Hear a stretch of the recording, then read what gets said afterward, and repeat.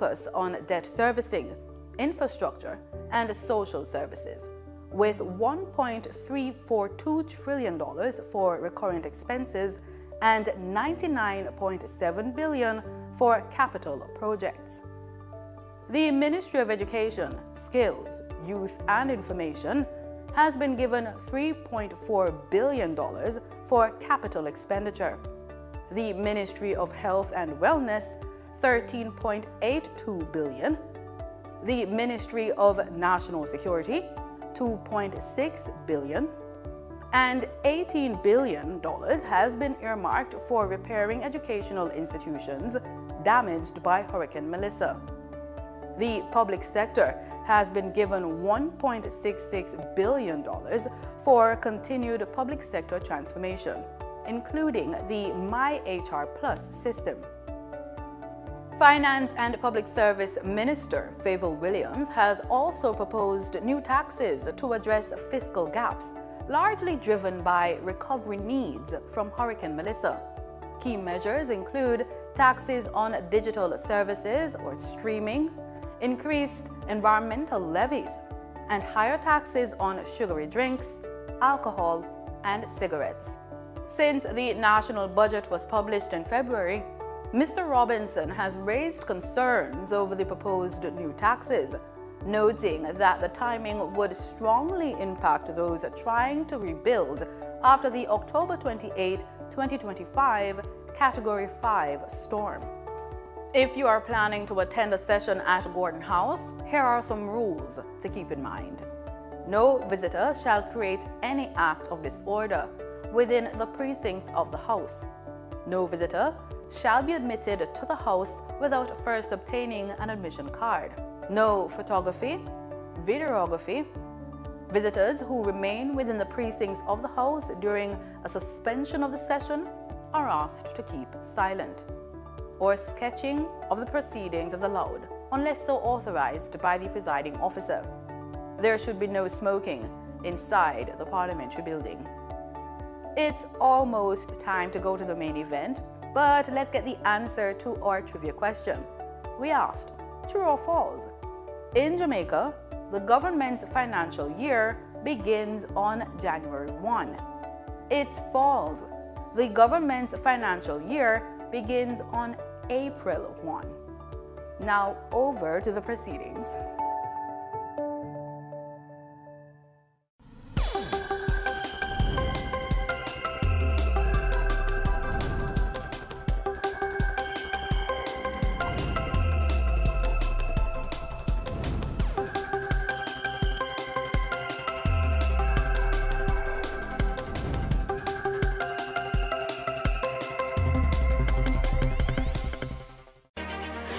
Jamaica and its workforce are advancing quickly. Life-changing opportunities are arising. You need training and support. We are the Renewed Heart NSTA Trust, committed to providing new and emerging skills training and opportunities. Come to Heart. We'll help you claim your place in the workforce of the future.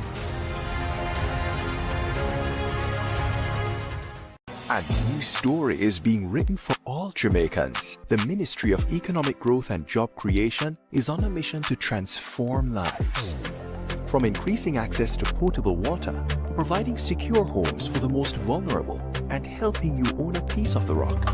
We're revitalizing communities and preserving our environment. We're making an impact. See the difference. Feel the difference. Building a better Jamaica for you and me. You can feel it. Make JC. You sure this is okay? Relationships can get complicated. You have avoided seeing me now for almost a year. But you still take my calls. It simply means you're not over me yet. Okay. Some relationships stay complicated. I am done taking it easy, Danny. I've wasted a lot of my time reaching out to you. You know what? Let me just silence this altogether. It's done, isn't it? What do you expect from me, Stanley? Just forgive me. Crocodile tears? Once a cheater, always a cheater. When there's trouble in paradise, what do you do? Watch the story unfold in a brand new season of Mirrors in Paradise, Saturdays at 8 p.m. and Sundays at 6:30 p.m. right here on PBCJ, the People's Station. Men over 60 should not be running, lifting, or crunching. There's a smarter way. It's called chair Tai Chi. Make it a habit. 7 minutes of muscle-saving chair Tai Chi exercises every morning for men over 60. In 1 week, your joints feel looser, muscles re-engage. In 2 weeks, your balance and core return. In 1 month, you move with confidence and strength. Here's a special chair Tai Chi program for muscle strength building, adapted for men over 60. These exercises take just 7 minutes a day. No heavy weights, no pressure, no risk of injury. Chair Tai Chi helps men 60 plus rebuild strength, improve stability, and wake up with more energy every day. Just open the app and follow along. They examine what government legislates, participate in parliament debates, raise issues and advocate and question chamber when things don't look straight. Backbenchers represent the constituents in parliament. Backbenchers oversee the interests of citizens, you and me. But how can they be agents of government accountability after them no hold no portfolio? And them and a minister? No. So then how can they facilitate government transparency? And the next thing, them and a front bencher. So how them affect me? You see, a lot of work is in committees. So these portfolio-free MPs with less dire responsibilities are more accessible to you and me. So they help with policy, but it helps if we engage them, you see. So they're not just in the back benches, but on the ground, in the trenches. Though in the back of parliament, we're at the front of their cause. So pause. Find your backbencher at jampja.org. As an inner city youth, I'm a duty to know the laws and my rights. These laws affect all our self-interest and safety. The law says throwing garbage in public places or on other premises without consent will lead to prosecution. I see it online. I know my laws and my rights. Do you? Know your laws. Know your rights. Respect you. Me, I go show them my way of justice. I'm abused. I need legal advice. I don't deserve this. The truth of the matter is, justice there for all of it. The Ministry of Justice has trained more than 5,600 persons in restorative justice practices. More than 200,000 victims have been supported by the victim services. Legal aid has reached thousands island-wide. Make we talk it out, not fight it out. Call 888 Justice today. The following is brought to you by the Office of the Prime Minister. Jamaica is changing right before our very eyes. Across the island, billions are being invested into our road networks, from farm and community roads to major roads and highways. Dozens of communities across the length and breadth of Jamaica are receiving access to reliable potable water for the very first time. And thousands of Jamaicans have become homeowners thanks to the historic shifts in policies of the National Housing Trust, making it easier for Jamaicans to receive funding. Not to mention the record number of houses being built. Never dreamed you would own a home? No matter your circumstance, home ownership is possible for you, thanks to the government's new social housing program, specially designed to meet the needs of poor Jamaicans at no cost to them. We are building Jamaica. The proceeding was brought to you by the Office of the Prime Minister. The following is brought to you.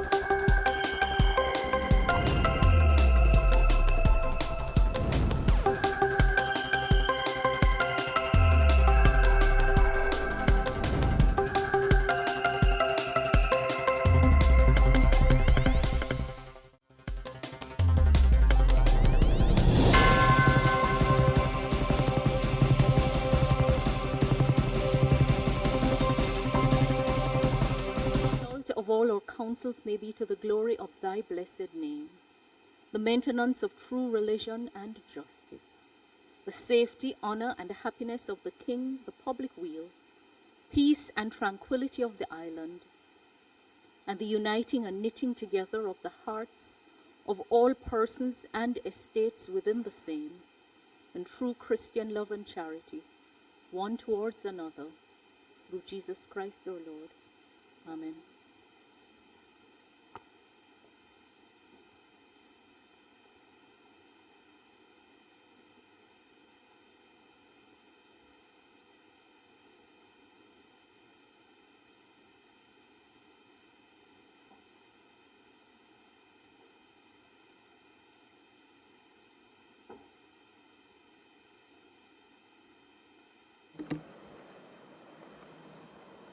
You may be seated.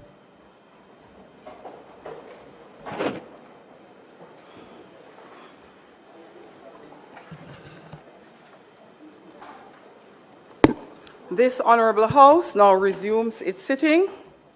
I wish to welcome all members to the sitting of the Honourable House of Representatives for this Thursday, March 12, 2026.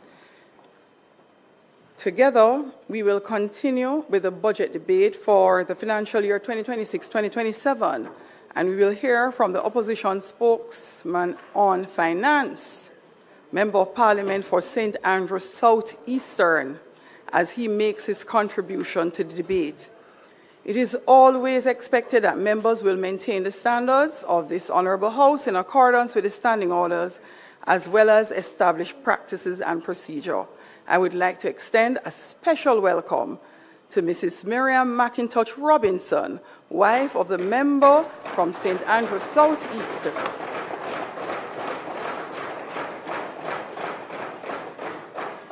She joins her husband in Parliament by being seated in the gallery. Welcome. We are also joined today by, just look, I am seeing Senator Small Ferguson, son of Fenton Ferguson. And yes, Fenton was MP. So Senator Ferguson and my dear friend, former Member of Parliament, Morris Guy.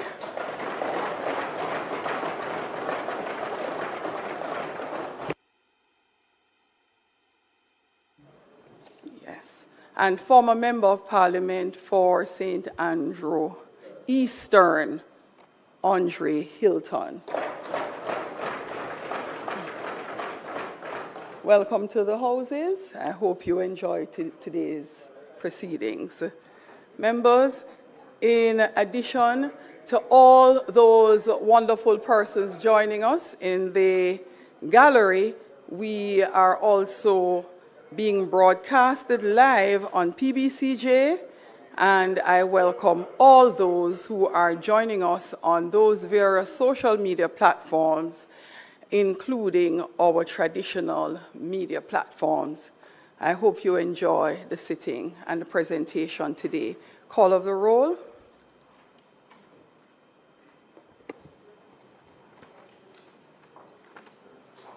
Mr. Clark, Mr. Green, Dr. Holness, Dr. Chang, Mrs. Williams, Mr. Bartlett, Ms. Grange, Dr. Tufton, Mr. Mackenzie, Mr. Montague, Mr.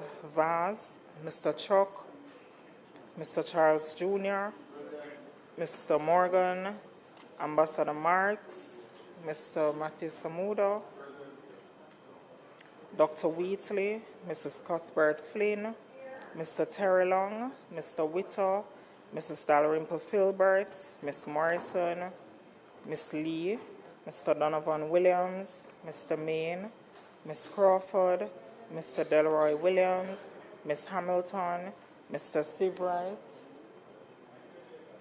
Mr. Azan, Mr. Brown, Dr. Brown Burke, Mr. Buchanan, Mr. Bunting, Ms. Burchell,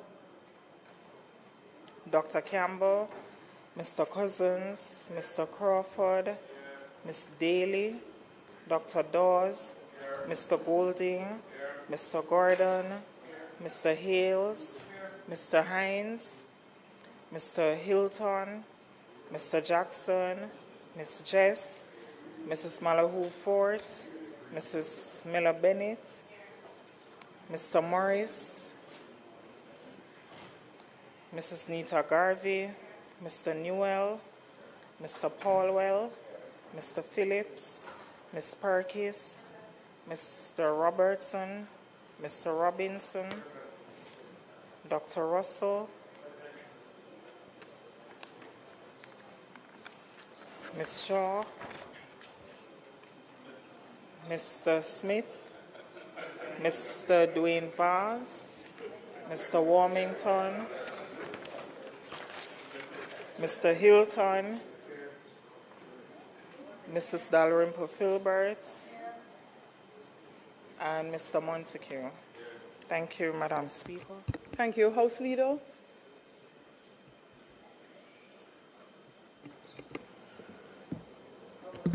Madam Speaker, we have one preliminary item, so we can go through the agenda and then we will get to the continuation of the budget debate. So we could go through the agenda, Madam Speaker.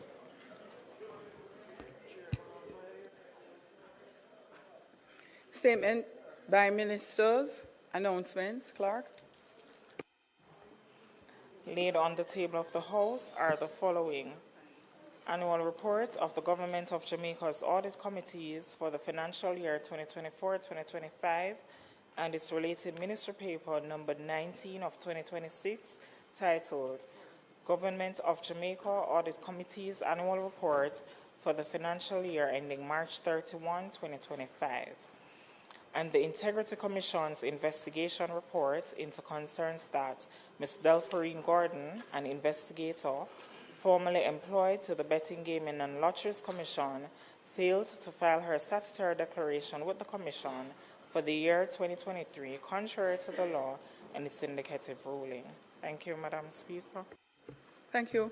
Announcements, bills brought from the Senate, petitions, papers, reports from committees, notices of motions given orally. House Leader. Madam Speaker, I beg to give notice that at the next meeting of the House I will move. Be it resolved with reference to the resolution approved by this Honourable House on the 20th day of January 2026, appointing a select committee to consider and report its findings to this Honourable House on an act to facilitate the implementation of child diversion in the criminal justice system and for connected matters, that this committee be allowed to hold hybrid meetings that are partially virtual and partially physical, utilizing available information and communication technologies in the manner more specifically outlined below, preserving the rights, powers, and privileges, including voting rights, normally accorded to a member of a committee. The committee is hereby empowered to 1. Convene and hold meetings in virtual spaces created using information and communication technologies, which shall be considered committee meetings for the purpose of the mandate of the committee. 2. Allow access and participation from remote locations as are enabled by the means of information and virtual technologies by members and other persons authorized by the committee. 3. Include members accessing and participating from remote locations as a part of its quorum. 4. Receive, consider, deliberate on, and respond to feedback and submissions in formats, modes, and media and via platforms, modes, and media enabled by means of information and communication technologies from any person. And 5. Consider any and all information generated, communicated, and received via formats, platforms, modes, or media as enabled by means of information and communication technologies as forming a part of the record of the committee's meetings. Madam Speaker, I beg to give further notice that at a later stage today, I will move for the suspension of the standing orders to enable me to take this motion. Thank you, House Leader. Questions and answers to questions. Motions that may be made at the commencement of public business requiring notice. Motions relating to the sitting of the House. Motions for leave to introduce bills. Presentation of bills without leave of the House first obtained. Public business. Madam Speaker, I now move for the suspension of the standing orders to enable me to take the motion, notice of which I gave earlier today. You may proceed. Those in favor? Aye. Those against? The ayes have it. Madam Speaker, I now move the motion of which I gave notice earlier. I now move that the motion of which I gave notice earlier be approved. Those in favor? Aye. Those against? The ayes have it. House Leader. Madam Speaker, today we will have the continuation of the budget debate. Let me also join in welcoming Mrs. Robinson to the House and Senator and former member Maurice Guy and member Hilton, and I see now member R. Scott has joined us as well. Today we will hear from Mr. Julian Robinson, the opposition spokesperson on finance.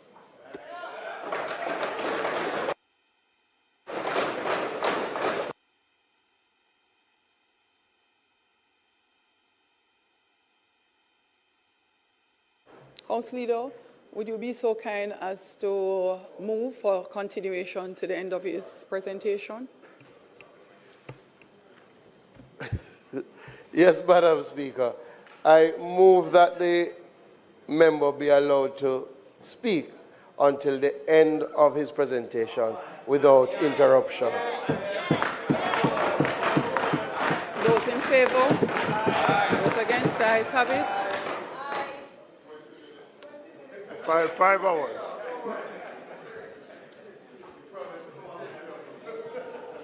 Thank you, and the Madam member Speaker. should be allowed to speak without interruption and disturbance. We'd like to hear. They promised me good behavior today. Okay. Madam Speaker, and it's good to see you here, Madam Speaker. As I rise to give the opposition's response to the budget, I am humbled and grateful. First, to the Almighty for allowing me life, health, and strength to serve the people of Jamaica.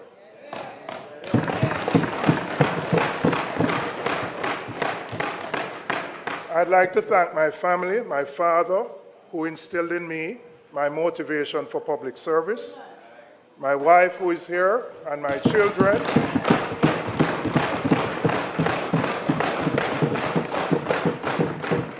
My children, PJ and Amara, who inspire me daily to build a better Jamaica for them and for all future generations. On September 3rd, 2025, the People's National Party, under the leadership of Mark Jefferson Golden, mounted a credible performance in the country's 14th general election.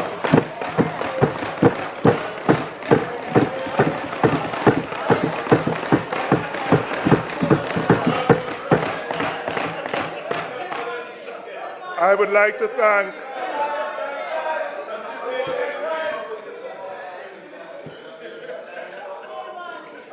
to thank the opposition leader for his continuing confidence in me. And Madam Speaker, while... Okay, dude, don't complicate getting back in shape after 50. Start this Monday with just 7 minutes a day of chair... Do not fear, for I am with you.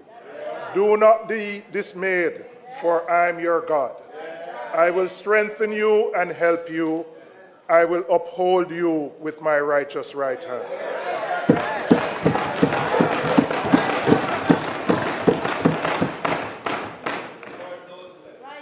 Madam Speaker, we doubled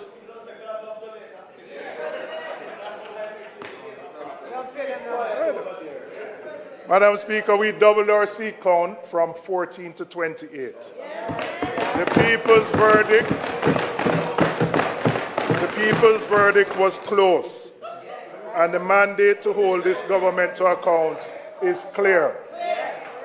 I take this opportunity to thank the 401,398 Jamaicans who voted for the People's National Party.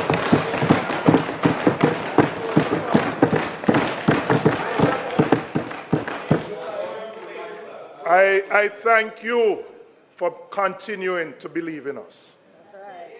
I have to say a special thanks to my constituency. I'm here for the 4th consecutive time.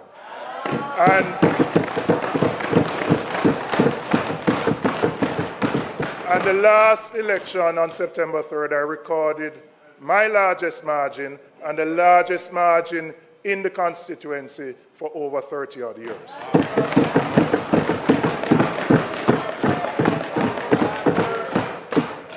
And I want to recognize the team because we all stand here as individuals, but behind us, there are countless volunteers who work night and day to ensure that we stand in this house. So I want to acknowledge His Worship the Mayor, Andrew Swaby, Mayor of KSAMC. My other councillor, Jesse James Clark. The leadership of the constituency, I have a constituency secretary who has been in that position for at least 40 years. And every time we come here, Madam Speaker, I say we have to find a way for the secretaries and the drivers to ensure that they get pensions. All right?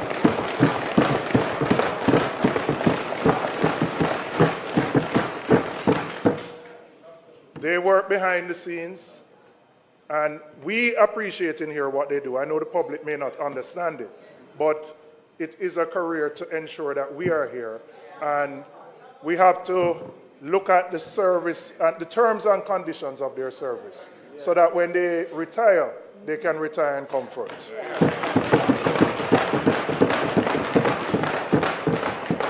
One of my constituents celebrates his birthday today, the man from Price Lane, and I have to big up Keith Brown.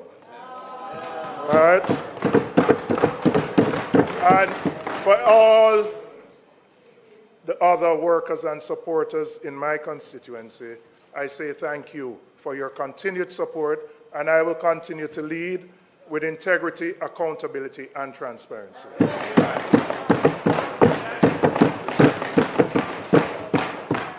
Madam Speaker, late last year, and Maxine is my mentor, and I learned my politics from her. And Church Brother, at every occasion, I acknowledge the role she has played in where I am today. Madam Speaker, our country was hit by the catastrophic Hurricane Melissa, one of the most destructive natural disasters in living memory. The trauma and grief are still with us. I want to offer condolences to the families of our 45 brothers and sisters who were officially recorded as having lost their lives. Yes, we are resilient people, but for many of us, the weight of that trauma, that loss, and that grief still sits heavily on our hearts. In addition to those who lost loved ones, hundreds of thousands of Jamaicans lost their homes, their livelihoods, their livestock, everything they owned. And for them, the crisis is still not over. For many Jamaicans, months after the hurricane, it is still a daily battle to find food. Some don't have the money to rebuild their homes. They can't find a zinc, they can't find a board, they can't find a blocks. Some of them are still sleeping in their cars.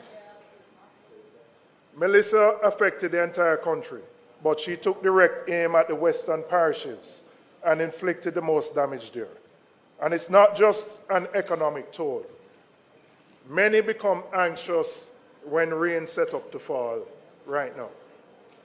We stand in solidarity, Madam Speaker, with all of those who are still recovering from Hurricane Melissa. The alternate side of this disaster was the massive contributions of relief and recovery support from Jamaicans at home and abroad, locally and in the diaspora. In addition, we thank the overseas missions, the international partners whose support made a real difference in the immediate aftermath of the hurricane. There are too many to name right now. But for those who, some sent a barrel, others made donations, people volunteered their time. Jamaica appreciates you and appreciates the contribution you have played in ensuring a recovery.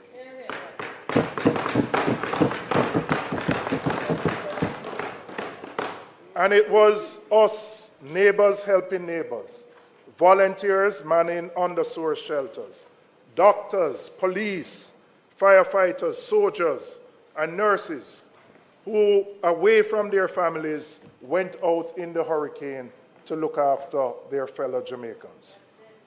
And it was we, the Jamaican people, who, after the hurricane, cleared roads with our hands and with machetes, helped each other to clean up their yards, provided water, tinned food, toilet paper, or whatever little we had to share. Madam Speaker, ultimately, Hurricane Melissa revealed what the true spirit of the collective Jamaican people, the loving, the giving, the selflessness, motivated to help their fellow citizens and to get the job done. This proves again that the Jamaican people have the resilience to go through the biggest of hurricanes, and we now blow away. Not blowing away. We have faced adversity before, and we have always found our footing. The question before us now is whether our institutions rose to the moment and whether the budget really reflects that urgency. Madam Speaker, we are now past the relief stage and into rebuilding. I note the Prime Minister's announcement of the establishment of the National Reconstruction and Resilience Authority, NARA. But NARA is still without a legal foundation. No legislation has been brought to Parliament to formally establish it. And the public still doesn't have a clear picture of how it will operate and when it will become functional. Similarly, I would say in light of the destruction in the West and the rest of the island, the $10 billion roof grant program, while important, is simply not enough to meet the needs that exist. Hurricane Melissa devastated Westmoreland, St. Elizabeth, huge parts of St. James, Hanover, and Trelawney, but also affected other parishes, St. Anne, Clarendon, Manchester, and others, who experienced significant damage. Almost 5 months since Melissa, there are still hundreds of Jamaicans who go to sleep with no proper shelter. What is the plan for them? Madam Speaker, now let me turn to the estimates of expenditure. And I would want to start with something simple. A budget is a government's clearest statement of its priorities. So when I listened to the minister's presentation, it did not address the scale of the disaster we face. It read like a budget being business as usual, which cannot be right when there are thousands of Jamaicans who lost their homes, their businesses, farms, livestock, and everything that they work for. I want to turn to look at the revenue measures announced by the government. And I particularly, before I get into the economics, I want to start with the people, because that is where the conversation belongs. There is Miss Margaret in Sablamar, who lost her entire shop in Melissa. She has been borrowing to restock, but she's not back to where she started. There is James in Montego Bay who runs a small transport business. His vehicle was damaged. He's still paying to fix it, but he's not yet back on his feet. Madam Speaker, there are hundreds more who were affected by the hurricane who are not back to where they were before.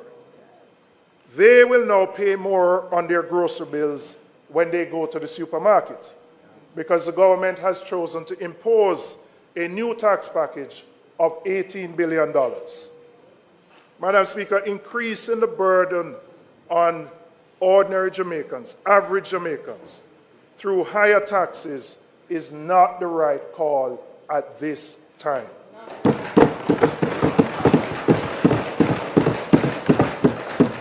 And we on this side do not support it. If we were at the wicket, we would have played a different shot. When an economy is contracting, meaning it is slowing down, raising taxes is a pro-cyclical response. What that means in practice is that you are applying pressure in the same direction as the problem rather than against it. The economy is already shrinking. The tax base has weakened, first by 10 years of low growth under this administration, and then by the hurricane. Businesses are earning less, households are spending less, and the government's chosen response is to extract more revenue from an already financially stressed population. That does not sustainably address the fiscal challenge. You are compounding the economic problem. The more appropriate response in these circumstances is what is termed counter-cyclical. And what does that mean? You push against the slowdown in the economy. You stimulate activity and create the conditions for the tax base to recover organically.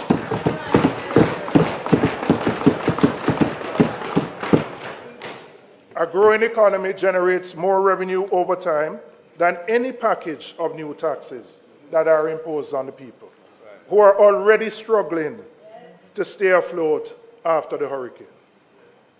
And beyond the timing, Madam Speaker, there's a real question of who carries the burden of these tax packages. The measures which were announced by the minister all fall disproportionately on those with lower incomes, including the elderly, the very people who are still struggling to recover from Melissa. Madam Speaker, I want to address the 10 billion levy on sugary drinks specifically, because the government has justified it as a public health measure. And that justification deserves examination. And let me say from the outset, we share the concern about the impact of sugar on the population and how that is impacting our healthcare system. The level of sugar consumption is a genuine concern and deserves serious policy attention. However, where we part with the government is what is being prescribed as the solution to that problem. If the primary concern is about reducing sugar outcomes, the government has more effective tools that can be used to do so. The government can mandate local manufacturers and importers to reformulate their products so that sugar content is reduced in those products, and provide a time frame by which those manufacturers and importers do so, because it will obviously require some time to reformulate their, what they produce. This would reduce the amount of sugar people consume, and the government can do that. Now, I want to look at the assumptions behind this tax. The government is imposing the taxes on an assumption that there will be no reduction in the consumption of these drinks. Right. Yeah. The government anticipates to get $10 billion from consumption alone, which means that they do not believe that there will be health benefits from this new tax. Because if there was, there would be a reduction in consumption.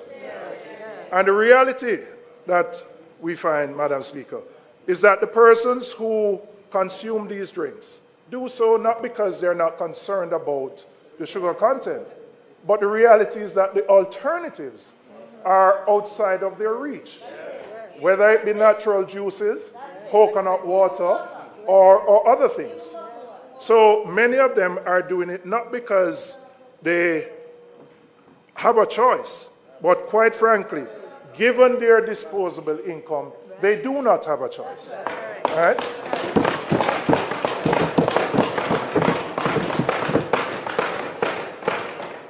And without providing options which are healthy at a reasonable cost, all this tax will do is add a financial burden to those persons, many of whom are at the lowest end of the economic ladder.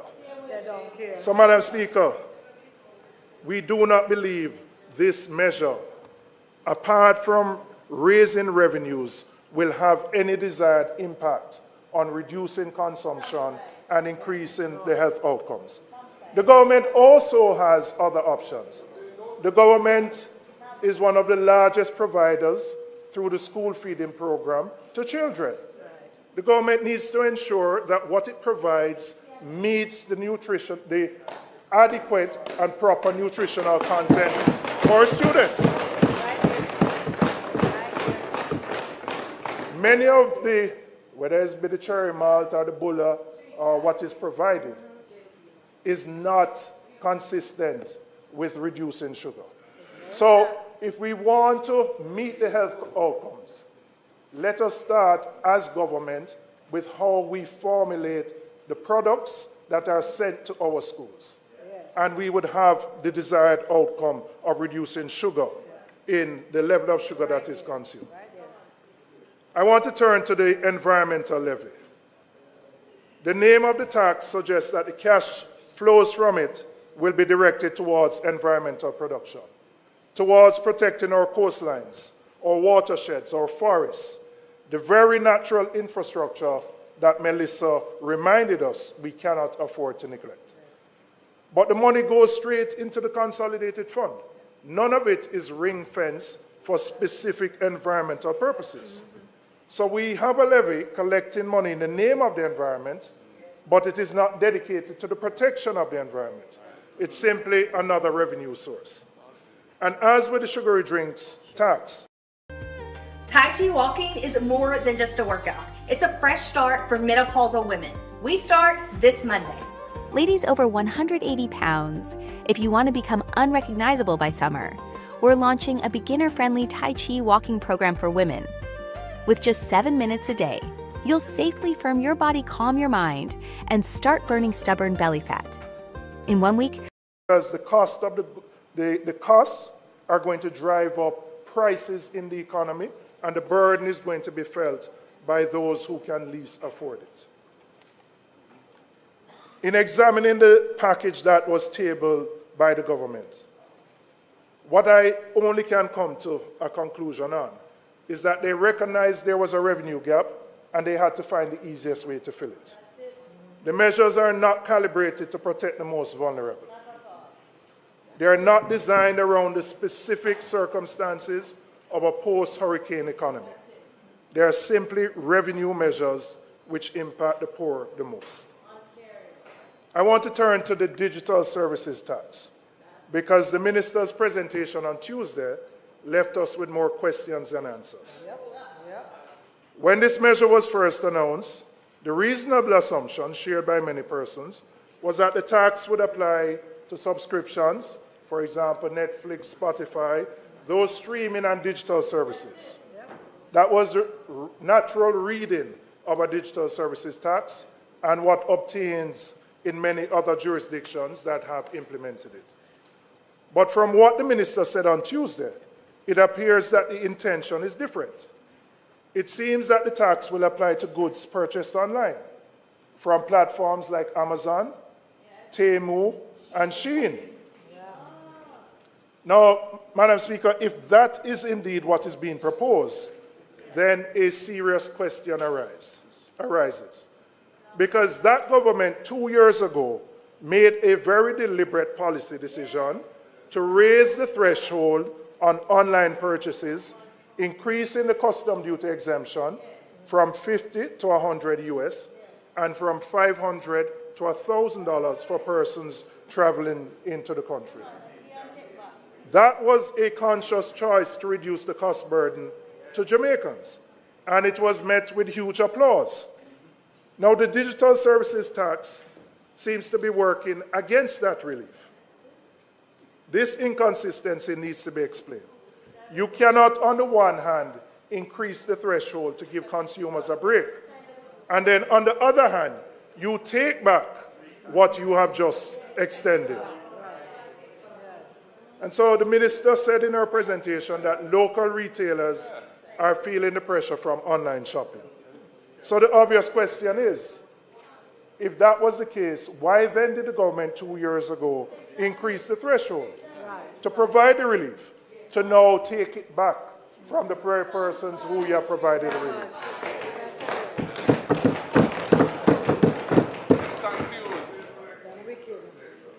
And beyond the inconsistency, there is the practical question of how this is going to be implemented. How are the taxes going to be collected? Who is going to be responsible for remitting it?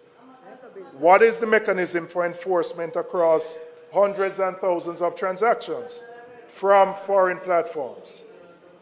The minister owes the House an explanation. She has been here twice, and I must say, having spoken twice, it is as confusing as it was before. As to exactly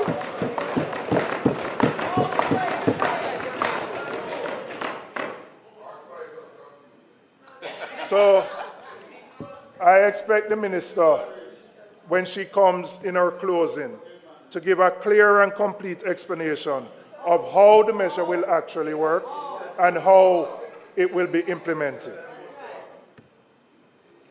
Madam Speaker, I want to talk about the NHT and specifically about the 11.4 billion extraction from the NHT each year.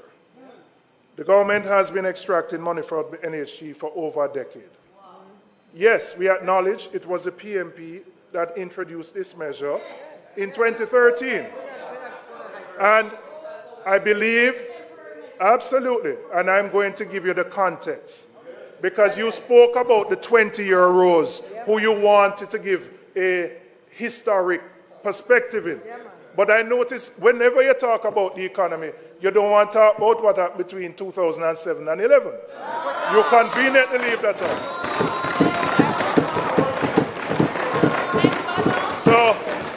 So when you were talking, you have added 15 minutes to my presentation because I am going to give the perspective and I'm going to give the context.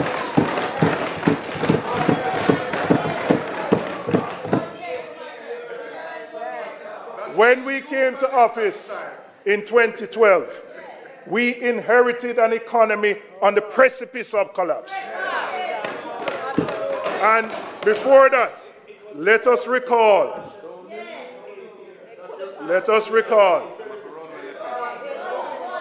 Yeah, man.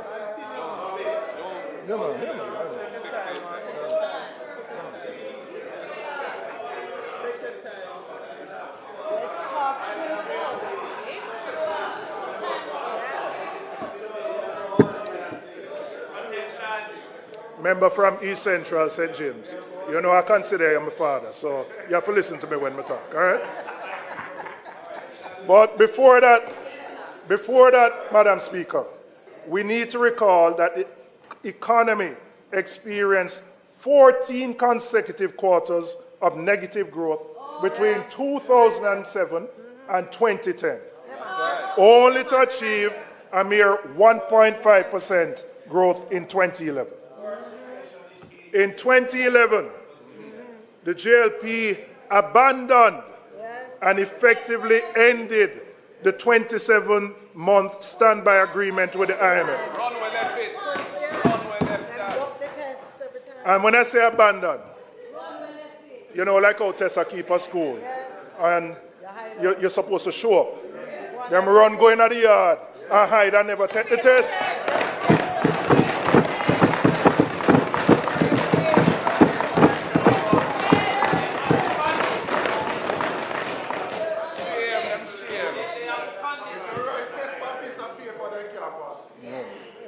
Because of how badly the JLP dealt with the IMF agreement, Jamaica was effectively shut out of the international capital markets.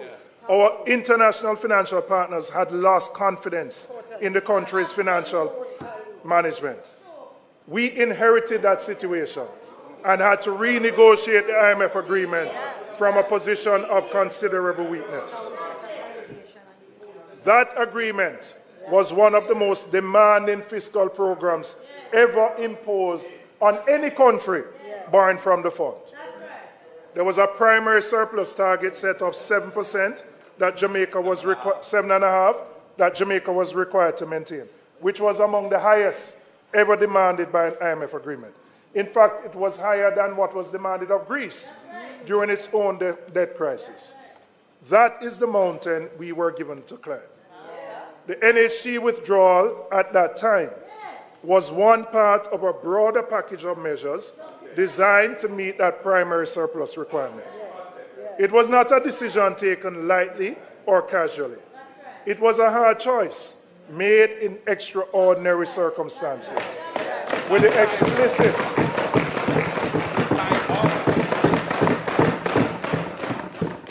explicit understanding that it was temporary. No.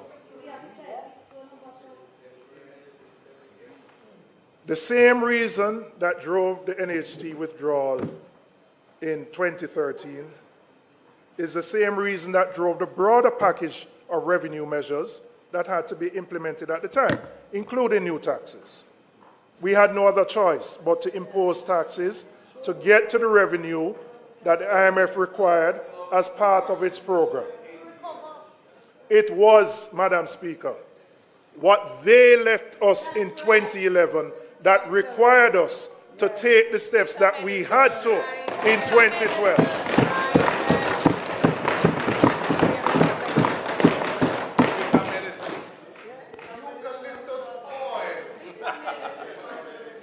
The hard choices, and I want to look at this chart, because the minister used it on Tuesday and said she wanted to explain to the 20-year rows, right? And so, yes, it is your chart, and I want to use it to explain to the 20-year rows why those taxes had to be imposed from 2012 to 2016, 2015. But I also, there's been this, I don't know if I can say lie, about no new tax for 10 years. We've been hearing this misrepresentation that there's been no new tax for 10 years. But then I looked on the minister's chart. So what is in 2016? What is in 2017? That's a school bus, a new school bus. So Damien, when you go back to Ty Dixon, I want you to ask your constituent, what can go so?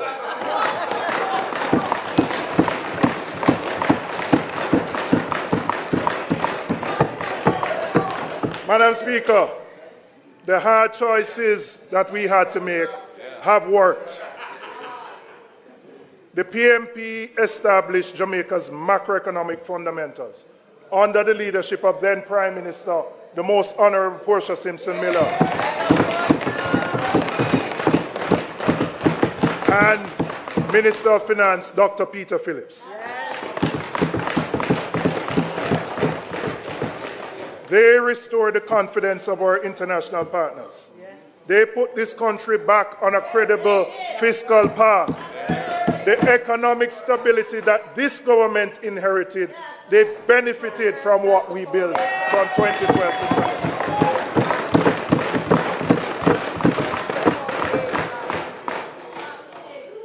No, Madam Speaker, if we're going to have a history lesson, we must just do it honestly. We can't pretend that everything on this side has been great. But give the context. Don't come here and give a half story. Leave out your term from 27 to 2011. Like nothing never happened. That we just get up in 2012 and inherited some better roses. Give the proper context so that the same 20-year-olds we are talking to will know. Tell the people the truth.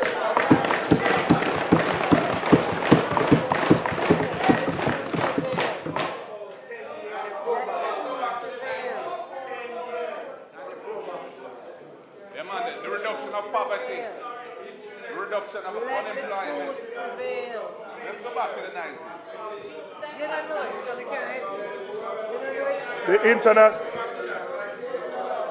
Madam Speaker, I need your protection. Members. Why not?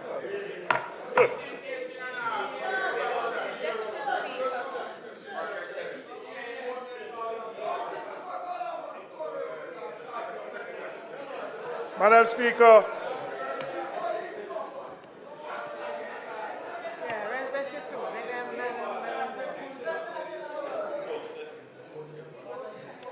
The international community recognized what the PMP did during that period. That's right. The then IMF Managing Director, Christine Lagarde, and I quote, "I want to pay tribute to Minister Phillips and his colleagues for what has been a clear change of course, That's right. making the hard choices and successfully completing 4 reviews."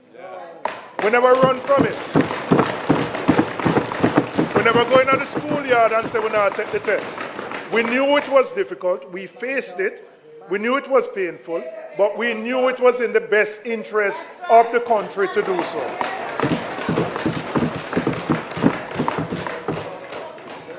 So I now want to come back to the NHT withdrawal.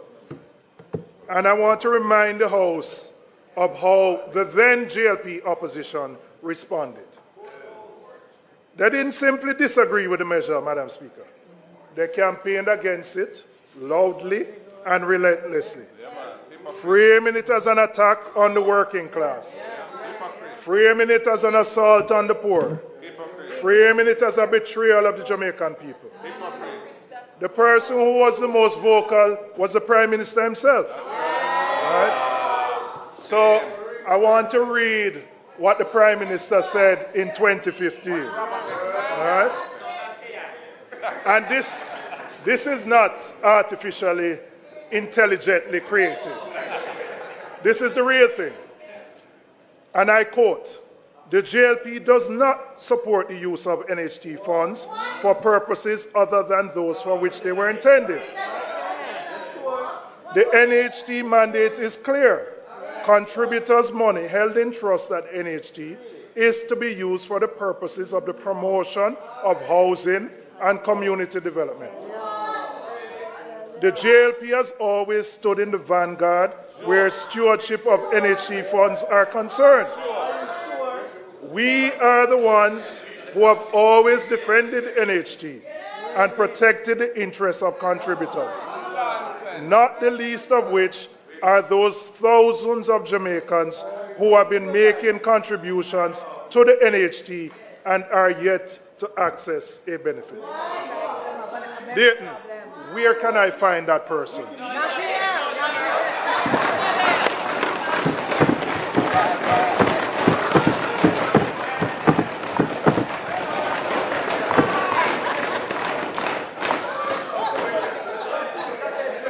Madam Speaker, I'm going to star you more because more. The matter was taken to court. By an affiliate. They didn't go up front, but somebody went up front. Yeah, man. And they lost. Yeah, they lost. Now, Madam Speaker, after the JLP formed the government in 2016, you would have expected that NHT withdrawals would have ended based on how strident their position was. The so-called betrayal of the Jamaican people that they had fought against. But every year since, without interruption, 10 years of collecting the money, they once vehemently opposed. Now recently I heard the Prime Minister, maybe last week, justifying the continued extraction by arguing that the funds are being directed to other national priorities. Shameless. Shameless. So I want to ask the Prime Minister one question. When the PMP had to do it between 2013 and 2016, were we not also directing those funds to national priorities? Were we not also using that money to meet the primary surplus that kept Jamaica out of default? Were we not using it to restore the confidence of the very international partners whose support the government relies on today? What exactly was different? What principle was being violated?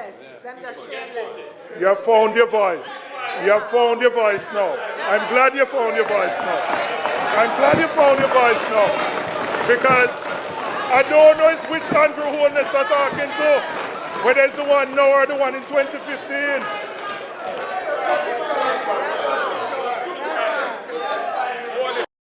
Do you think all dishwashing soaps are the same? Try Dawn and discover its grease cleaning power. Dawn removes.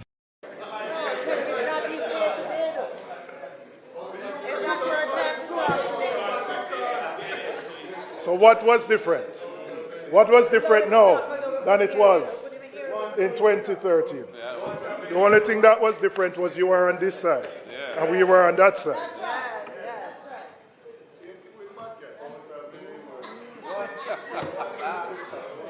Now, Madam Speaker, I want to turn.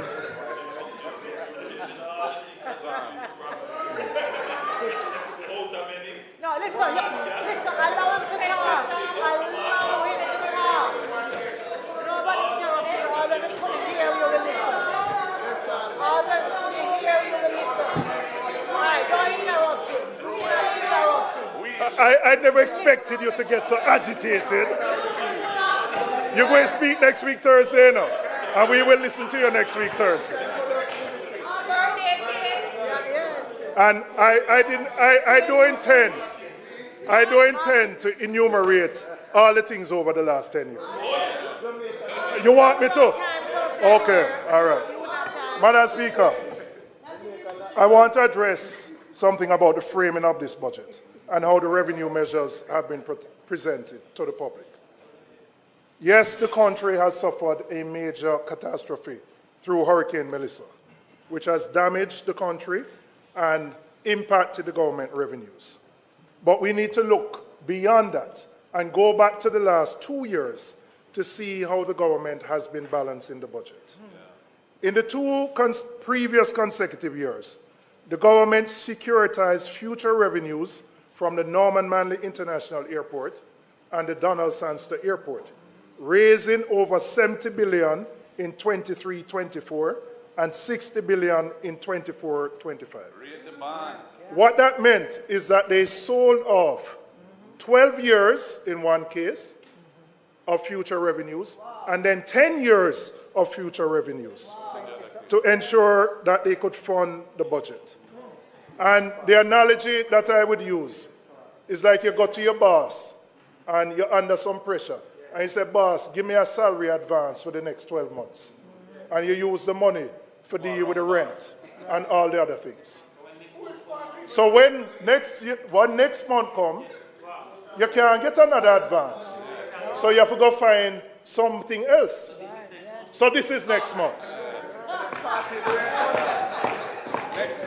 So having sold off the revenues of both airports, Nothing more to sell. there is nothing more to sell So then must tax you instead. to meet the recurrent expenditures. Tax you instead.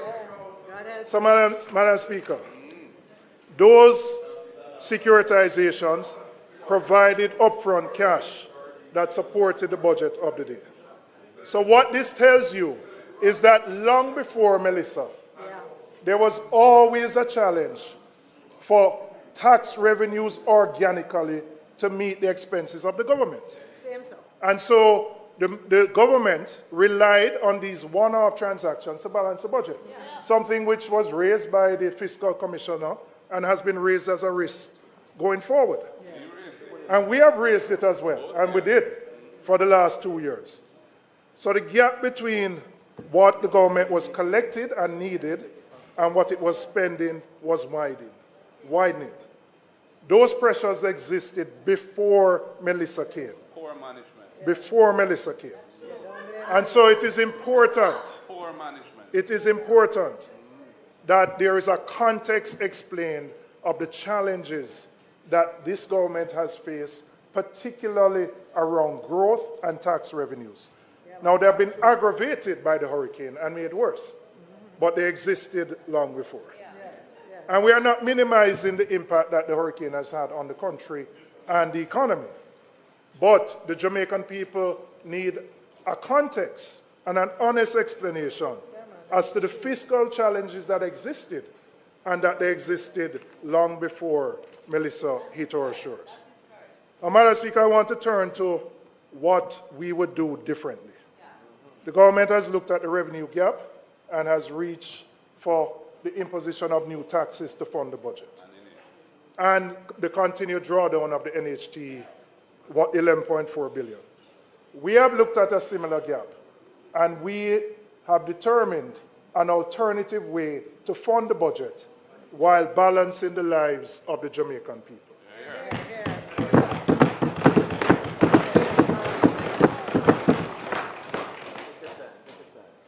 Madam Speaker, we have always said that compliance can bring in more revenues than simply raising new taxes.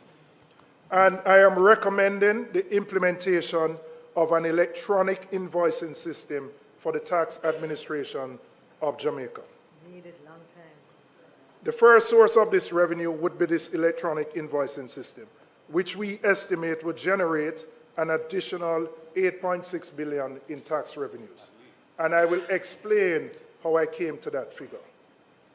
Currently, and what this electronic invoicing does. So currently, when businesses make sales, they are required to upload their transaction records for verification by TAJ. The problem with the model is that the obligation to upload sits with the business, and there can be slippage. Not necessarily because businesses are deliberately evading the obligations, although that happens, but because it is a system where the seller is responsible for submitting the records. Transactions can go unrecorded, uploads can be incomplete, and there can be a gap between what was earned and what was reported. The electronic invoicing system changes that dynamic fundamentally. Rather than waiting for businesses to upload their records after the fact, the transaction data is captured and transmitted immediately to TAJ automatically at the point of sale. The government is no longer relying on voluntary compliance. The information flows directly and is matched automatically against what has been declared and remitted. The scope for undercollection shrinks considerably because the data is already there, verified and auditable, without the business having to do anything beyond completing the sale. We have looked at case studies in other parts of the world, in particular, the impact that electronic invoicing has had in Central and Latin America. In Mexico, where this has been implemented, declared revenues increased by 14% in the 3 years after the electronic invoicing system became mandatory. In Uruguay, VAT, which is the equivalent of our GCT, and corporate income tax collections rose by an estimated 3.7% when the system became compulsory. In Peru, taxable sales reported to the tax authority increased by 7% in the first year alone. Chile, which pioneered this model in Latin America, saw over 8 million electronic tax documents being processed monthly at the point of maturity, covering more than a quarter of all tax documents issued in the country. The pattern is consistent wherever this has been implemented. Better data means better compliance. And better compliance means more revenues from the same tax rates without asking anyone to pay more than what they owe. That's right. The experience in Chile and other countries that have followed a similar model demonstrates that the revenue gains from better compliance are achievable and that we in Jamaica have every reason to pursue this path.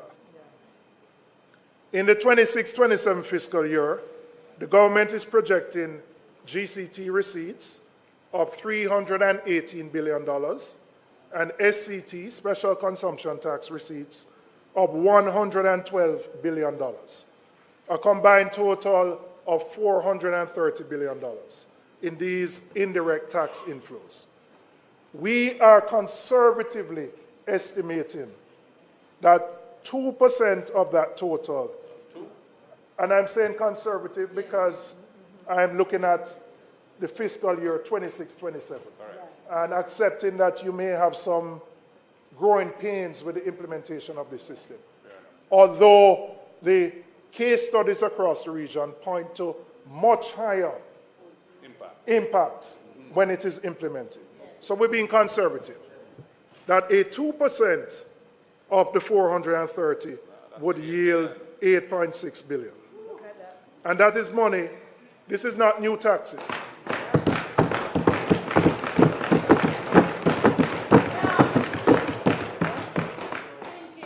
This is money that the government is entitled to collect. I must tell you, Madam Speaker, about a month or so ago, I was particularly caught by a story in the media.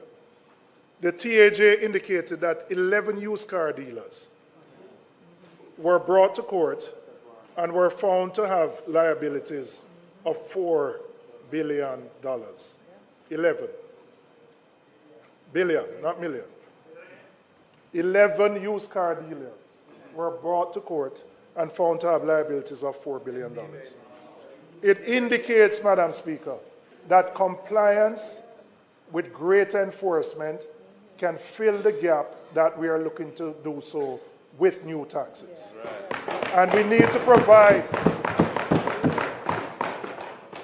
provide the tools and the technology to TAJ to give them the authority. And this only works when it is mandatory. So there may be legislative changes that are needed to ensure that we can collect the full gamut of taxes that are out there. Madam Speaker, the second revenue initiative we are proposing is the establishment of a digital nomad program. And I'll explain what that is. That is a special legal permit allowing remote workers, freelancers, and entrepreneurs to live and work in Jamaica while employed by a company or clients anywhere in the world. Every year, 4 million tourists visit Jamaica. We have the brand, we have the climate, we have the culture. And we also have the connectivity infrastructure that those remote workers are looking for. What we do not have as yet is a structured program that allows them to stay longer, to work from here and spend their money right here in Jamaica. So we have looked at the case studies across the region. Barbados started it. There are about 6 Caribbean countries that have implemented it. And we are proposing a fee of $2,000 for a 12-month period. And we have estimated of the 4 million tourists that we would be able to get 5,000 of these digital nomads coming to stay in Jamaica in the first year. That would generate in the fees alone approximately $1.5 billion. But the fees only tell part of the story.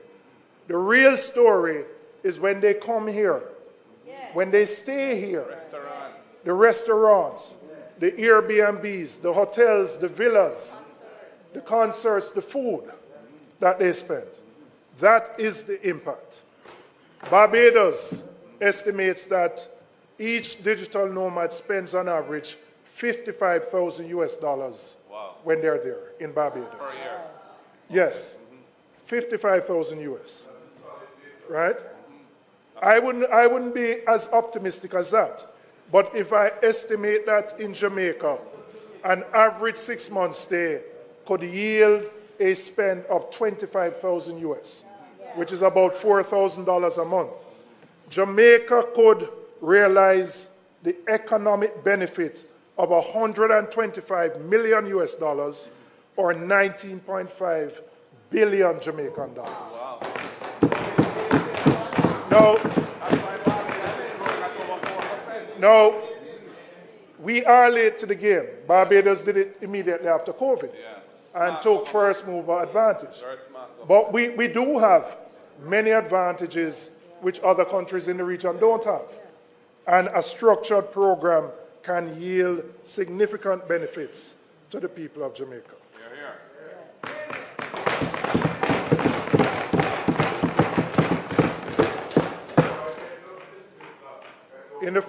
In Barbados, in the first 10 months alone, the program attracted 2,500 applicants. It contributed over $100 million US dollars in broader economic activity in that country. We have a lot more that we can offer. We just need to put in place the framework and promote Jamaica as a location for digital nomads. Madam Speaker, I want to look at where some of the other areas that we intend to get some revenues from. And there are some targeted transfers from some specific public bodies that we would look at. Public bodies that have demonstrated surplus capacity that will not have any negative direct impact on their operations. The government is projecting for this coming year to withdraw $9 billion from the Bank of Jamaica. We would take an additional $1 billion to bring the total to 10. Now, I want to make a distinction. This is not the NIR. These are surpluses that are generated from the profits of the BOJ. We also looked at other public bodies who have surpluses, and I looked at the FCJ with a net surplus of $3.14 billion and profits of $5.15. And we would do a transfer of $1 billion from there. So, Madam Speaker, some of these institutions have demonstrated with their performance these surpluses, which, if put to the central government, would not affect their core operations. Madam Speaker, I'm coming back to the NHT withdrawal. We have said so before, and we are committed to ending the annual extraction of $11.4 billion from the NHT.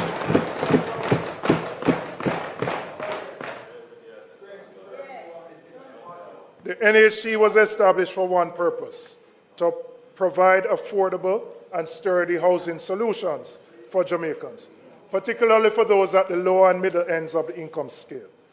In the wake of Hurricane Melissa, with hundreds of homes damaged and destroyed across the country, this mandate has never been more urgent.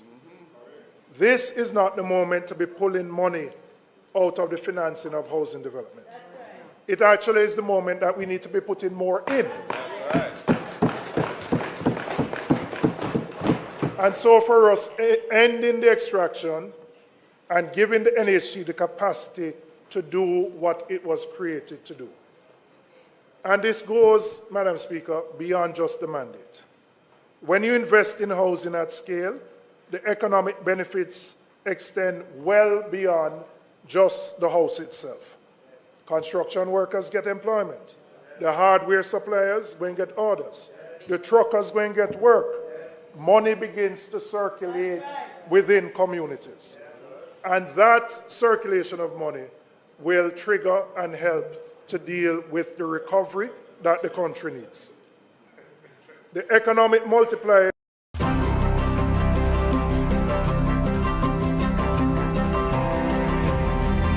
post-disaster economy, it is one of the most effective, stimulative investments a government can make.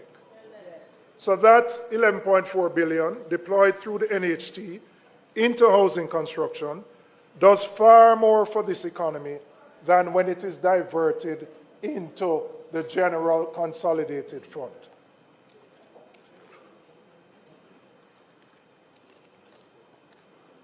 So, Madam Speaker, we would end the NHT drawdown and ensure that the funds go to those who have been most affected by the hurricane and those Jamaicans who struggle, work hard, and cannot find a house to buy.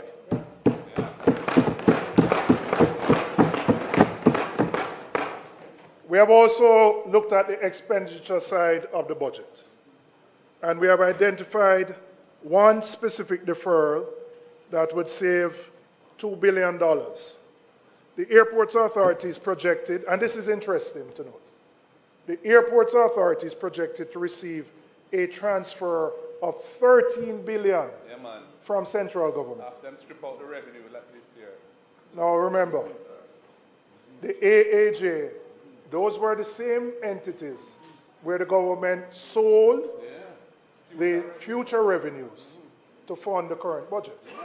And now, those same entities are receiving significantly higher support from central government. 13 billion, a figure much higher than has ever existed in any point in time. And because the revenues have been taken from the AAJ is now dependent on central government. From big deficits. The AAJ had earmarked $2 billion for the construction of a new corporate head office. We are proposing a deferral of that expenditure to the next fiscal year.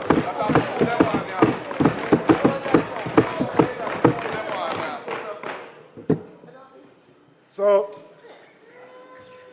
I want to now explain the impact of what our alternatives would be on our fiscal targets.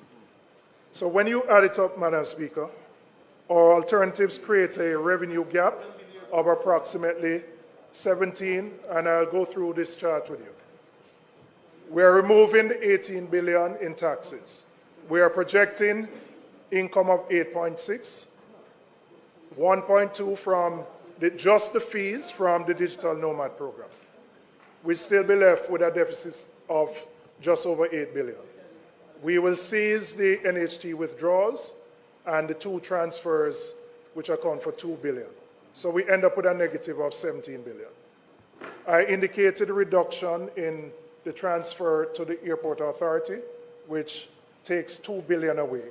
So we would still have a net deficit of $15 billion. $15 billion. The additional borrowing, which we would fund from the issuance of treasury bills, and the interest expense for the fiscal year would increase by $0.94 billion. Right? The additional borrowing would raise our projected debt to GDP ratio to approximately 66.14%, up from the projected 65.7%, a difference of 0.44 of 1%. So, Madam Speaker, yes, there are hard choices, but in a hurricane where people are struggling and you have a choice, do you impose 18 billion taxes on people who are struggling, or you find a way to fund it, which does not impact your debt dynamics significantly?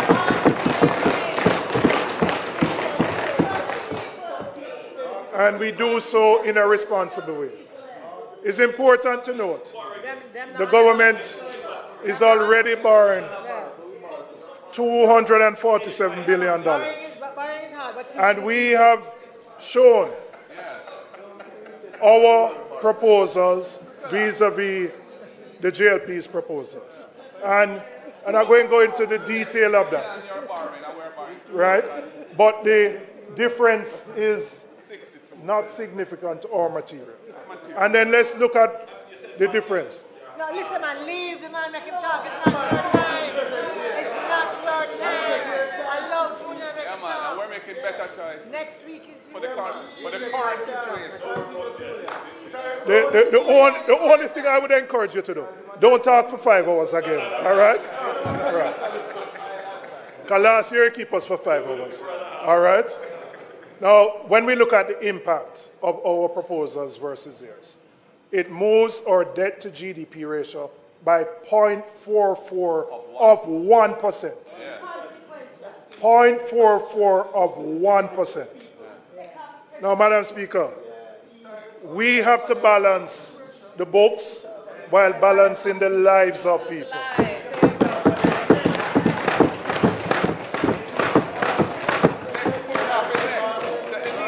For the people in Darliston and Betheltown, they need a break on White House.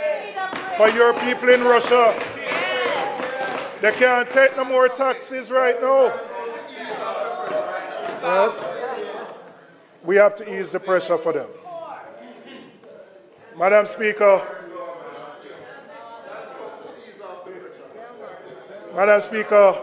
I now want to turn my attention to how the path ahead. Because the reality, we have had low growth for the last 10 years, notwithstanding the external shocks. And even when you recover from the current Hurricane Melissa, the government's own projections are for 1% growth after 2029. You know 1% growth cannot generate the tax revenues that we need to provide the services that the country needs.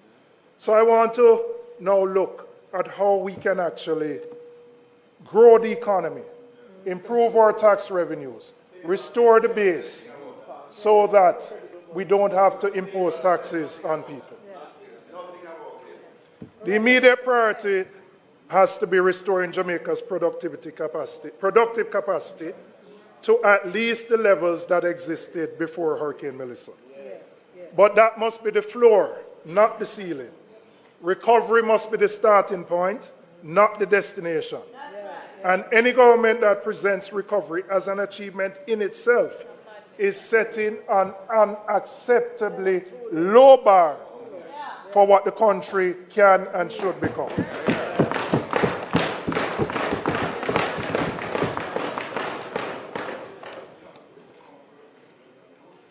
As I said, when you look at the government's own fiscal policy paper, after the recovery period of around growth, up to 2029, the economy settles back down to 1%.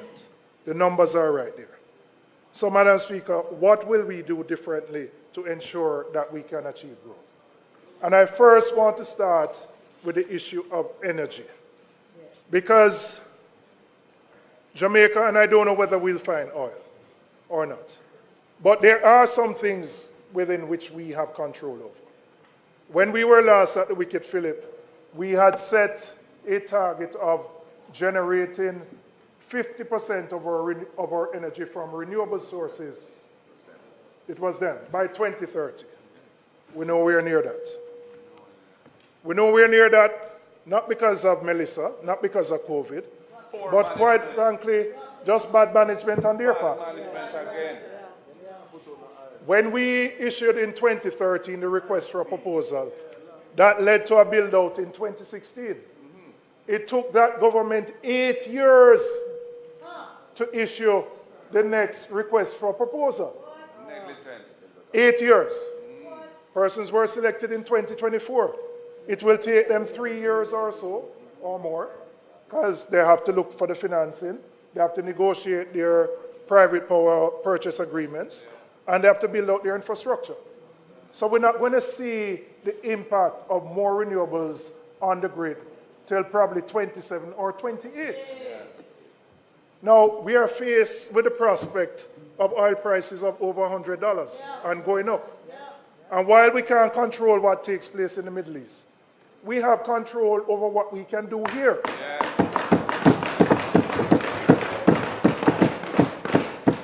And quite frankly, this government's record is poor. Energy costs in Jamaica are among the highest in the region and the world, averaging about US 40 cents per kilowatt hour. When we were last there, it was around 23 cents per kilowatt hour. What we would do, we would ensure that large customers, those in the special economic zones, can contract power directly from generators. Now, why is this important? We cannot attract manufacturers, assembly-type operations with the high energy costs that we have. And so our prospects of economic growth will not materialize unless we can bring the cost of energy down. And it can be done quicker in those SEZs without changing any license. We would be separating dispatch, transmission, and distribution into a properly regulated structure with distinct licenses.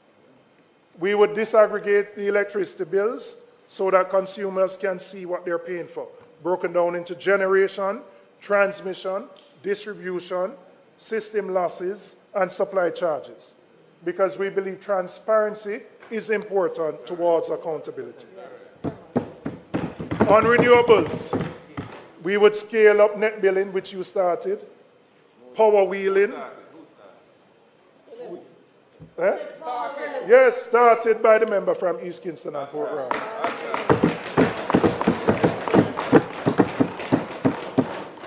You're going to claim that one too?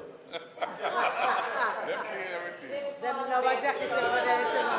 Oh, you love jackets, sir. Oh, you love jackets, sir. You love jackets like wow. So we would scale up net billing and power wheeling for distributed generation, expand solar technology for residential use, and introduce more flexible service and payment options so that the transition to cleaner, cheaper energy is accessible to ordinary Jamaicans and not just those who can afford the upfront costs. We would also ensure that vulnerable populations, including senior citizens, benefit from discounted rates, because the burden of high energy costs falls heavily on those who are least able to afford it. And we would tackle the issue of energy theft in a real concentrated way. You know, the issue, I don't know that there's a great appreciation for the impact that this has on the bills that every JPS customer pays. It adds 20%. But there's a perception that the people who are consumers and not customers just do it because them just want teeth light. It's not so. They can't get a meter from JPS if their house is not wired. And the cost of wiring a house and getting your meter passed by the government electrical inspector is beyond the reach of the majority of people who find themselves in that position. So even if they want to change their status, and my experience has been, many of them want to. Them don't want police to run them down and pull down them throats. But they simply can't afford to wire the house and to get the meter.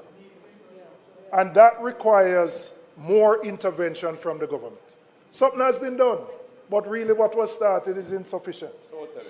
And if you don't deal with it, you can't address the high energy costs that the country faces. And so we would take a comprehensive approach to dealing with the issue of energy theft and giving options to persons who want to make the decision to move from being consumers to being customers of JPS.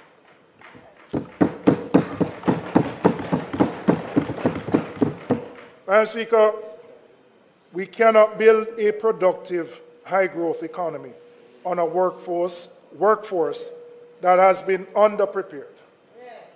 And the emphasis must be on the foundations, literacy and numeracy at the primary and basic school levels. Because if we fail there, the investment that is required further up the education ladder is significant to compensate for students who leave primary school and can't read and write. One of the biggest complaints that members of the private sector have said is that their greatest impediment right now to growth is that they can't find people to work. They can't find people to work. Of course I'm saying it. Yeah. But I don't come to the same conclusion you may have. All right. But every one of us in here as MPs can identify many persons in our constituency who are looking for work. So that mismatch between the needs of employers who say they need people, and then on the other hand, constituents who are within 18 to 65 looking for work continues to widen. But we have to close the gap. We have to close that gap. Because importation cannot be the answer to that solution. And so the investments that need to be made at the basic and primary level have to be stepped up so that every child who leaves a primary school can read and write, can do little maths, the 3 R's. Because if that foundation is created, we will have enhanced productivity and greater revenue growth and economic prosperity.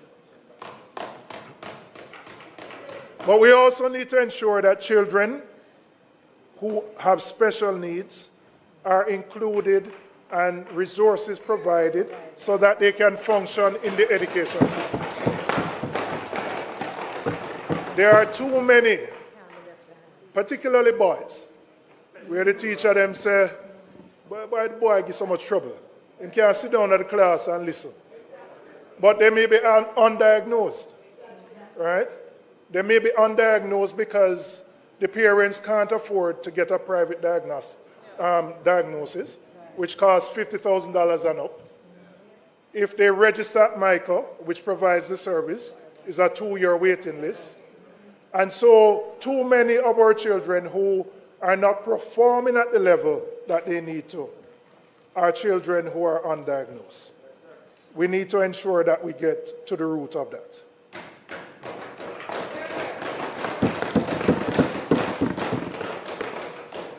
So, Madam Speaker, if we're at the wicket, we would align education and training with industry needs in a deliberate and structured way, expanding technical and vocational training in the high-demand sectors.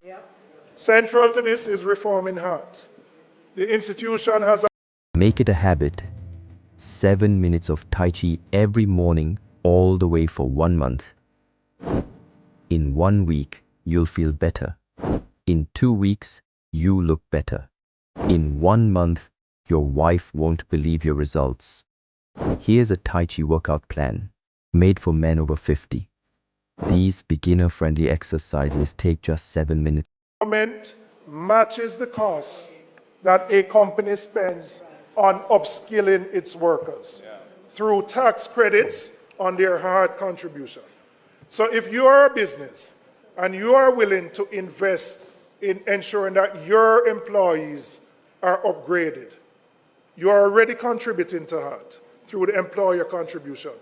You will be getting a credit equivalent to what you are spending to upgrade your workforce. And we are doing that because we know Jamaica has a productivity problem. Our productivity continues to decline.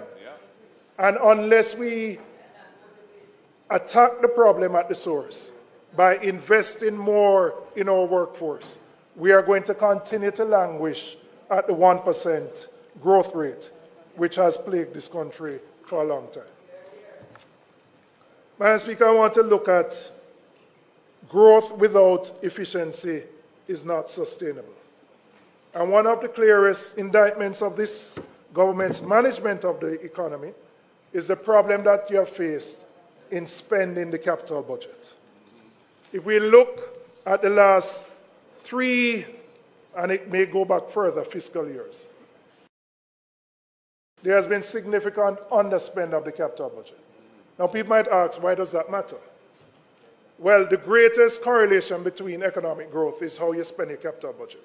So if you want to move beyond the 1%, you have to spend the capital budget. But year after year, the capital budget becomes underspent and reallocated to other sources. It's not a good thing. We have heard the issues of procurement. We have heard the issues of the public investment management system.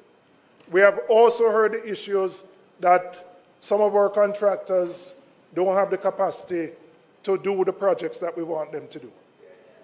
But I would say to your Prime Minister, 10 years in, we must find a solution to this problem. And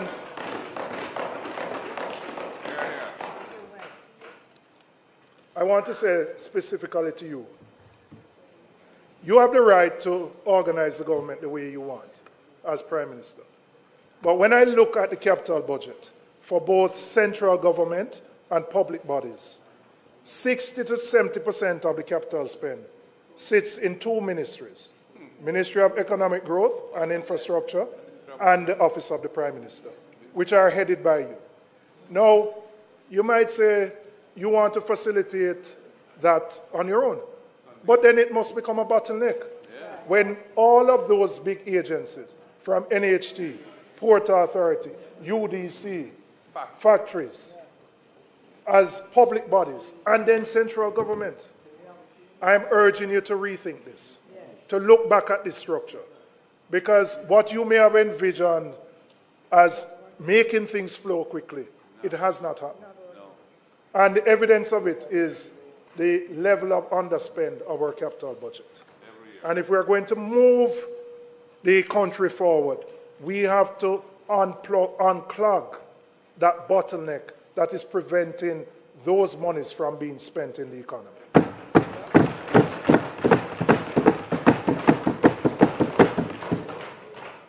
The banking sector is another area where the efficiency of the broader economy can be improved and is directly connected to whether the private sector can actually drive the growth that we need.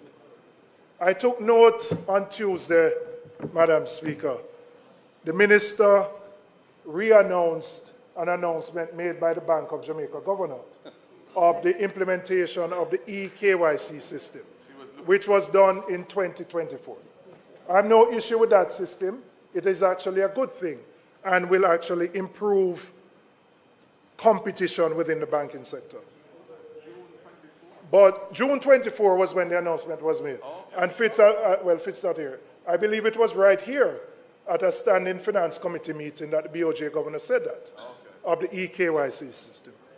But I expected Minister to go further than just eKYC. Because while that is a start in enhancing competition within the banking sector, there is more that needs to be done to make the sector competitive and to ensure that monetary policy can work. So the government, through its ministries, agencies, and departments, is the single largest holder of deposits within the banking sector. Those deposits, by and large, remain with the two largest banks. And the government has to implement a system that ensures that there's a more transparent and competitive way in which all banks can access government deposits. What exists right now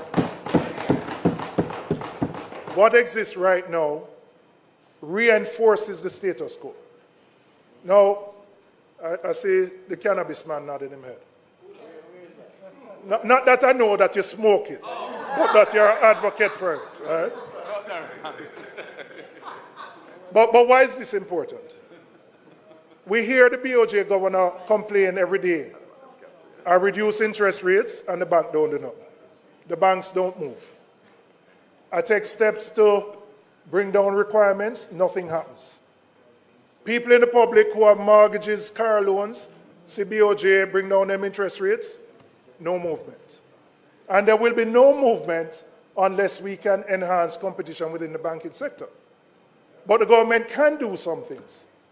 Putting in place a more effective system to deal with government deposits and the long-standing issue of addressing the asset tax. A commitment that was made on that side many years ago to remove it still exists. And so, if we want to unlock growth, if we want companies to be able to access funding at a reasonable rate, if we want businesses to expand, they must be able to access capital at reasonable rates. And so,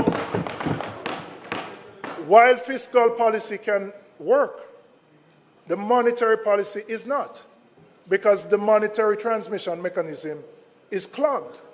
And it is clogged because of the high concentration in the way the banking sector currently operates. The government can do more to facilitate competition in the sector, which will free resources that can go to economic growth and job creation. I want to turn to small and micro businesses. And there's a distinction that policy in this country has consistently failed to make. And it matters significantly and makes a difference.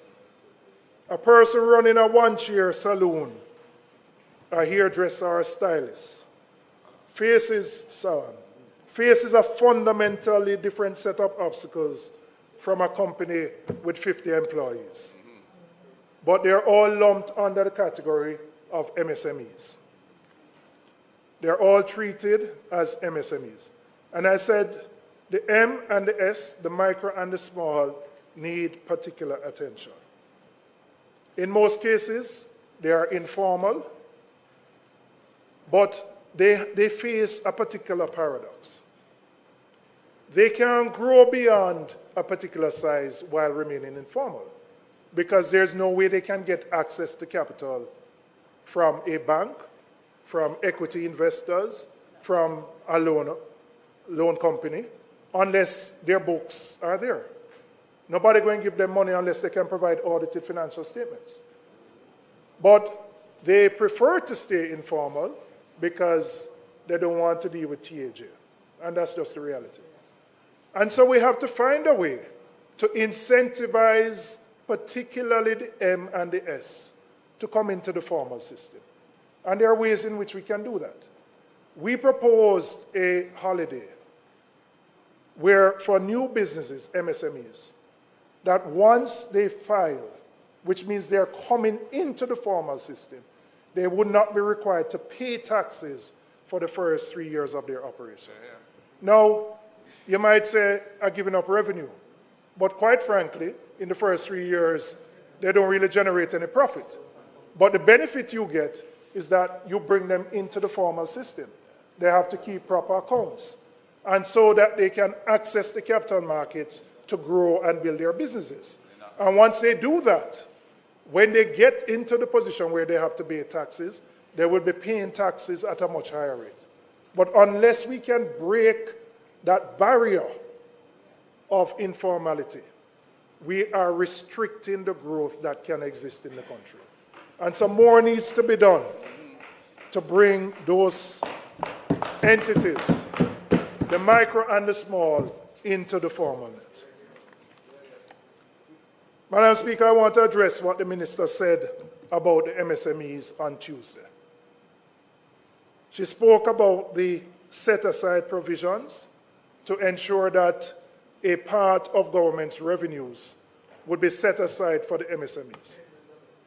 That was announced by that minister in 2019 and announced again in 2020.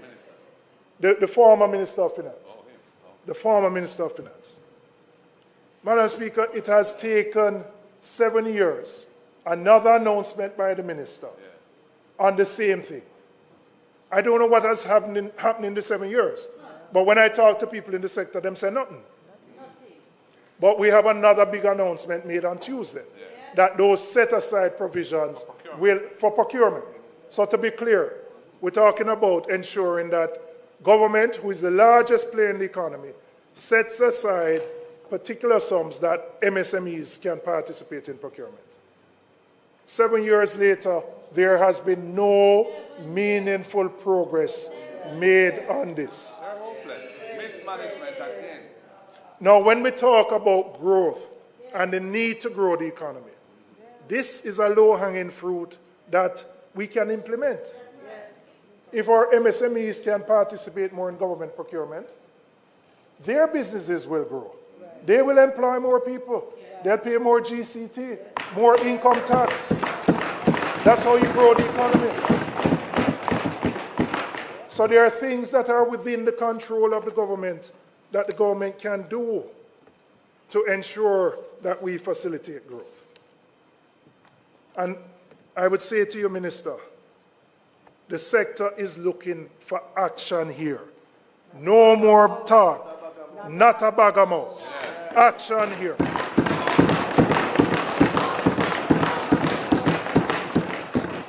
They have waited patiently for 7 years, and they have not seen any movement. Madam Speaker, on the emerging sectors, Jamaica has genuine opportunities in digital services, agro-processing, logistics, the creative industries, and cannabis. And these are not abstract possibilities. These are real. The foundations already exist. What is missing is the deliberate policy support, access to capital, and the regulatory frameworks that will allow these sectors to move beyond potential to actual contribution. And again, if we are serious about growing the economy, these are the sectors that we need to give priority to. Underpinning this, Madam Speaker, is the question of exports, because Jamaica will never generate the kind of wealth its people deserve by simply selling to the 3 million of us here. We have to look outwards, and looking outwards is not just the diaspora, it is in many other countries, to grow the value of what we produce, to build industries that can compete on the world stage, and to ensure that more of the earnings from the industries stay in Jamaica and benefit Jamaican workers and communities. That is the direction our growth agenda points. And it is the direction that this country needs to be moving in with considerably more urgency than what we have been seeing from the government. Madam Speaker, Jamaica is at a critical point in its history. The hurricane has laid bare the vulnerabilities that were always there. The structural fiscal pressures that predated Melissa. The chronically low growth that has kept living standards stagnant for too long. The public institutions that were not ready when the moment demanded them. And the Jamaicans who, as always, carried more than their share of the burden while waiting on the government's response. The question is, the government's budget was supposed to answer what happens next. How does this country recover, and how does it grow in a way that actually changes people's lives? The budget that has been presented falls short in this regard. Falls short. It falls short for the woman in Sablamar who lost her shop and is hoping for some ease to the predicament that she faces so that she can send her children to school. It falls short for the man in Mobay whose car was destroyed in the hurricane and who wants to get his taxi business back up and running. It falls short for the man in Katadupa, the farmer, who we need to produce so that we can import less and we can supply our hotels.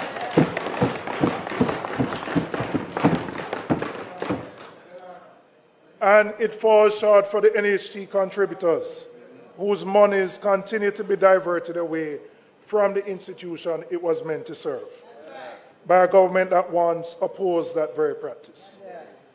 Madam Speaker, I want to be clear about what this side of the House represents in this moment. We're not here simply to oppose. We are here because accountability is what democracy requires.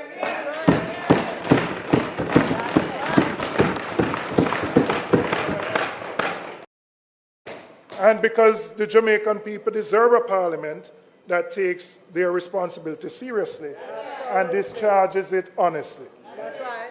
So when we critique the government's budget, it is because the choices made in that document have real consequences for the people. And the people deserve to know that those of us on this side of the chamber are examining those choices carefully and offering a genuine alternative. Madam Speaker, Jamaica's best days are not behind us. They are ahead of us. If we are willing to make the choices that will get us there. We are not a small country with small ambition. We are a small island that has already shown the world what Jamaica is capable of.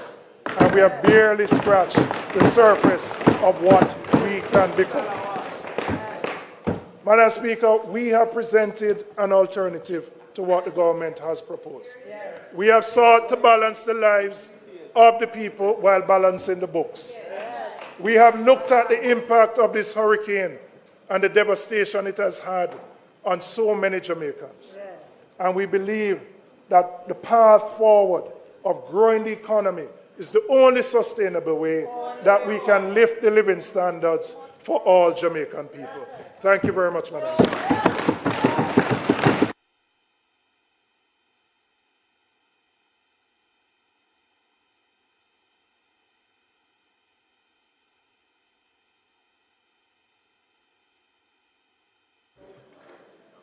House Leader.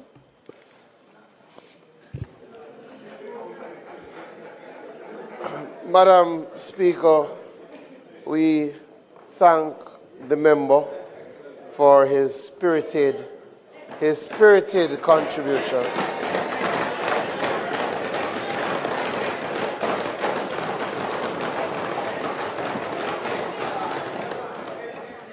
We will continue the budget debate next Tuesday where we will hear from the leader of the opposition.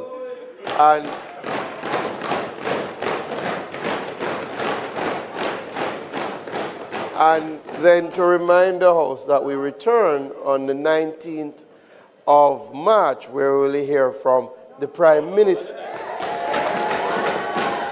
24th, where we will hear from, yes, the 19th, where we will hear from the Prime Minister.